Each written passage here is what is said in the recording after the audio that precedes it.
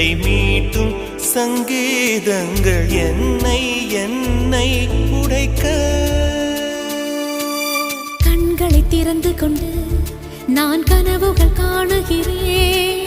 கண்களை மூடிக்கொண்டு நான் காட்சிகள் தேடுகிறேன். உன் பொன்விரல் தொடுகையிலே நான் பூவாய் மாறுகிறேன். பூமியில் நாம் வாழும் காலம் தோறும் உண்மையில் என் ஜீவன்